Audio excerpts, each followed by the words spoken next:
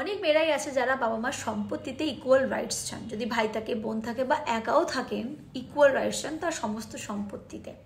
তাদের কাছে আমার একটা প্রশ্ন, যে বাবা মায়েরা নিজের সর্বস্ব লুটিয়ে ছেলে মেয়েদের মানুষ করেন, তারপর তাদের জমানো যাই থাকে, পুঁজি থাকে, যদি নাও থাকে লোন তুলে মেয়ের বিয়ে দেন। আজও আজকের দিনেও পণ ডিরেক্টলি না থাকলেও ইনডাইরেক্টলি খাট, আলমারি, ড্রেসিং টেবিল, আয়না, বিয়ের খরচ এবং দানপত্র, এটা ওটা সেটা, গয়নাগাটি তো আছেই। তো সে লোন তুলে যখন বাবা মায়েরা বিয়ে দেন, কিন্তু বিয়ের পরে সে বাবা মার ওষুধের খরচা, বাবা মার নিজের খাওয়া খরচা, ইভেন যে লোনটা তুলে বাবা মায়েরা মেয়ের বিয়ে দিয়েছেন সেই লোনটা পর্যন্ত সেই বাবা মাকে শোধ করতে হয়, বা যদি ওই বাড়িতে কোনো ছেলে থাকে সমস্ত দায়িত্ব সেই ছেলের ঘাড়ে এসে পড়ে।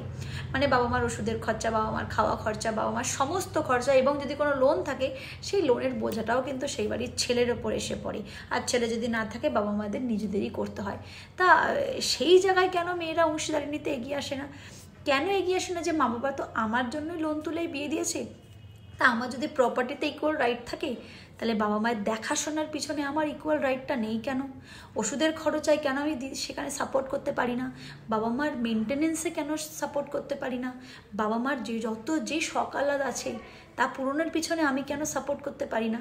সব কিছু শুধু শুরু থেকে শেষ পর্যন্ত সব কিছুই কেন শুধু সম্পত্তির বেলায়?